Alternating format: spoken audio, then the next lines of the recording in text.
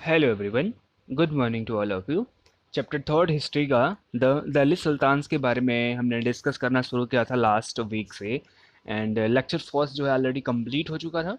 सो lecture first में हमने basically क्या बात करा, ये बात किया हमने कि जो इंडिया हमारी जो टेरिटरी हुआ करती थी, तो उस टाइम में थ्री मेजर्स मुस्लिम अटैक्स हुए थे। एक हुआ था 712 में मोहम्मद बिन कासिम के द्वारा। देन सेकेंड हुआ सन 1000 ईस्वी से 1000 एडी से लेकर 1017 एडी तक मोहम्मद बिन गजनबी के द्वारा। देन 1191, 92, देन 93 में तीन बार अटैक हुआ मोहम्मद गोरी के द्वारा। और उस जो वो जो युद्ध हुआ था उस टाइम में, तो उसमें जो है फर्स्ट वाले युद्ध में जो तराइन का फर्स्ट वार हुआ, उसमें मोहम्मद जो गोरी थे वो हार गए थे किससे, पृथ्वीराज चौहान से। एंड देन सेकेंड जो युद्ध हुआ था उसमें मोहम्मद गोरी जीत गए। उसके बाद में ये माना जाता है कि वही एक ऐसा युद्ध था तराइन सेकेंड वार। और उसके बाद में एक और युद्ध हुआ था जिसको चंदावर का युद्ध बोलते हैं। तो वो जो युद्ध हुआ था उसके बाद में ये माना जाता है कि मुस्लिम्स के ऊपर में मुस्लिम्स का इंडिया के ऊपर अब दबाव जो है बढ़ने वाला है। और वहां से अब जो है मुस्लिम ये जो दिल्ली सुल्तान से इनकी कहानी स्टार्ट होती है। अब इन्होंने क्या किया, जैसे ही राजस्थान को जीत लिया, उसके आसपास में हरियाणा को, पंजाब वाले क्षेत्र को जीत लिया, और पाकिस्तान में जो सिंध वाला इलाका, इन सारी चीज़ों को जीत ही लिया था इन्होंने। यानी इंडिया के वेस्टर्न साइड की बात कर रहे हैं। तो इनके इनके दिमाग में ये था कि हमको जो है क्या करनी है, एक कैपिटल बनानी पड़ेगी कहीं। तो सबसे पहले इंडिया में जो आज का पता होगा लाहौर एक जगह है जो पाकिस्तान में है। तो इन्होंने मोहम्मद गोरी जो थे, ये क्या करते थे बेसिकली, जब युद्ध करना होता था ना, ये क्या करते थे, हायर करते थे। कौन थे? जो स्लेव्स हुआ करते थे। स्लेव्स का मतलब हो गया दास। दासों को ये हायर करते थे, यानी ऐसे व्यक्ति जिनको पैसे दे के खरीदा जाता है, उनसे जो आप काम करवा लीजिए वो करेंगे। तो मोहम्मद गोरी ने क्या किया कि ऐसे लोगों को हायर करके ये युद्ध में भर्ती करते थे, सेना की ट्रेनिंग देते थे, और फिर से जीत जाते थे उसके बाद में। तो वो क्या करते थे, फिर उस सेना वो जो जिनको खरीदते थे स्लेब्स, उनको भी कहीं ना कहीं वो बेच देते थे। तो इसमें क्या हुआ कि जब मोहम्मद गोरी जीत गए तो ये इंडिया से रिटर्न हो रहे थे। तो रिटर्न होते टाइम में जितना इन्होंने एरिया को जीता था, जितना इन्होंने विक्ट्री प्राप्त की थी, तो उन्होंने क्या किया कि इनके जो गुलाम थे, इनके जो स्लेव्स थे, इनको इन्होंने कर दिया कि एक काम करो, आज से इस टेरिटरी पे तुम्हारा राज्य रहेगा और तुम अपना यहाँ राज्य फैलाओ। तो वहां से सुल्तान स्टार्ट होती है किसकी कहानी? दिल्ली सल्तनत की। तो ये बात होती है किसकी? रूलर्स की। तो उसमें जो है जो फर्स्ट डायनेस्टी आती है, फर्स्ट डायनेस्टी उनको बोलते हैं मालमुग डायनेस्टी। एक चीज़ और, जो दिल्ली सल्तनत इसका पीरियड कब तक बोलेंगे, ये बोलते हैं 1206 से लेके 1526 तक। वो ऐसा क्यों? क्योंकि 1206 में ही दिल्ली के ऊपर किसी मुस्लिम रूलर ने एक अच्छे तरीके से ऑक्यूपाई किया, इसको कैपिटल बनाया। और ये दिल्ली सल्तनत जो है कब ख़त्म हो गई? 1526 में, जब मुगल शासक बाबर ने इंडिया पर अटैक करा और इब्राहिम लोदी को युद्ध में हरा दिया था। उसके बाद जो दिल्ली पे रूलर्स थे उनको सुल्तान नहीं बोलते, वो अपने आप को बादशाह बोलते थे। इसीलिए बोलते हैं कि जो दिल्ली रूलर्स की, यानी दिल्ली की जो सुल्तान का जो चैप्टर है, वो 1526 में ख़त्म हो जाएगा। तो ये फोर डायनेस्टी हैं। पहले इनका एक क्रोनोलॉजिक ऑर्डर देख लीजिए। सबसे पहले मामलुक डायनेस्टी है, जिन्होंने शासन किया 1206 से 1290 तक। इनको हरा के, इनके जो लास्ट रूलर थे, इनको हरा के एक डायनेस्टी इस्टेब्लिशमेंट हुई जिसको बोलते हैं खलजी डायनेस्टी। 1290 से लेके 1320 एडी तक थे। इनके लास्ट रूलर को हरा के एक और डायनेस्टी है जिसको बोलते हैं तुगलक डायनेस्टी।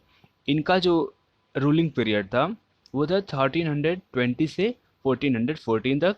एंड लास्ट में जो डायनेस्टी है उसको बोलते हैं लोधी डायनेस्टी, जिनका रूलिंग पीरियड जो था वो था 1451 से 1526 तक। अब इसमें मैं अगर आपसे पूछूं तो आप ये बताओ कि कौन से ऐसी डायनेस्टी थी जिसका इंडिया में जो रूलिंग एरिया था, जो रीजन था, बहुत बड़ा है। अब क्या बोलेंगे? ऑफ कोर्स किसका? तुगलक डायनेस्टी का। आप देख रहे हो ना, साउथ इंडिया में भी ये जो ग्रीन वाला पोर्शन देख रहे हैं आप, कौन सा? ये पूरा ग्रीन पोर्शन देख रहे हैं आप, ये पूरा ग्रीन पोर्शन, ये किसका डायनेस्टी था? ये तुगलक डायनेस्टी में इंडिया के बहुत ज़्यादा पोर्शंस पे तुगलक डायनेस्टी के जो बादशाह थे उन्होंने बादशाह सॉरी सुल्तान थे, उन्होंने राज किया था। सबसे छोटी बात किया जाए तो वो थे लोधी डायनेस्टी। ये क्रोनोलॉजी याद करेंगे। सबसे पहले मामलुक डायनेस्टी के लोग आए, मामलुक डायनेस्टी को ही स्लेव डायनेस्टी बोलते हैं। उसके बाद में Khalji dynasty, then Tughlaq dynasty, then Lodhi dynasty. यानी टोटल जो है फोर, कितनी, फोर डायनेस्टी ने दिल्ली के ऊपर में रूलिंग किया था। दिल्ली के ऊपर रूलिंग का मतलब सेंस ये है कि उन्होंने कैपिटल भी बना के रखा था दिल्ली को। अंडरस्टूड। अब देखिए, जब दिल्ली पे इनका रूलिंग नहीं था तो जो राजस्थान के रूलर्स थे, मैंने हमने पढ़ा था किसके बारे में, राजपूत डायनेस्टी के बारे में। तो इनका भी यही ख्वाब रहता था कि हमें क्या करना है कि इंडिया के ऊपर में कंट्रोल करना है और दिल्ली को कैपिटल बनाना है। तो इसमें से कुछ इन्होंने प्रयास भी किया। जैसे कि जो राजपूत डायनेस्टी में जो तोमर्स हुआ करते थे, ये इनका जो तोमर्स थे, तो इन्होंने अपनी जो है तोमर्स जो थे, इन्होंने राजपूत डायनेस्टी को बनाया, इस्टेब्लिश किया। तो जो तोमर्स थे ये अर्ली 12th सेंचुरी में हुआ करते थे और इन्होंने इसको इस्टेब्लिश किया था 1165 में। अब इसी राजपूत डायनेस्टी में कुछ फेमस किंग हुए। एक व्यक्ति थे जिनका नाम था अनंग पाल। अनंग पाल ये 15 ईयर्स तक शासन किए राजस्थान के ऊपर में, 1130 से लेके 1145 तक। उसके बाद चौहान आए, यही वो चौहान है। चौहान जो थे 1165 से लेके 1192 तक इस दिल्ली पे प्रयास करते रहे कि हमारा कंट्रोल हो, और हुआ भी। तो इसमें से जो सबसे फेमस है लास्ट राजा हुए, इनका नाम था ये पृथ्वीराज चौहान, जो देख रहे हैं ना 1175 एडी से 1192 एडी तक थे। उसके बाद में स्टोरी पता ही है, अब मोहम्मद गोरी ने अटैक किया और इनको युद्ध में हरा दिया, और फाइनली फाइनली राजपूत डायनेस्टी खत्म हो गई एंड दिल्ली के ऊपर में किसका कंट्रोल हो गया, इन मुस्लिम जो डायनेस्टी के जो सुल्तान थे। अब डायनेस्टी क्यों बोलते हैं, डायनेस्टी का मतलब क्या होता है ये भी समझ लीजिए। सपोज कि ये कोई राजा थे, ठीक है। अब राजा जो थे उनके नेम का जो लास्ट टाइटल है वो कुछ है, तो वो राजा थे, उन्होंने शासन किया। फिर उन्होंने क्या, जब वो कुछ वर्षों तक शासन करके हट गए तो उनके बेटे थे वो राजा बन गए, फिर उनके बेटे थे वो रूलर बन गए।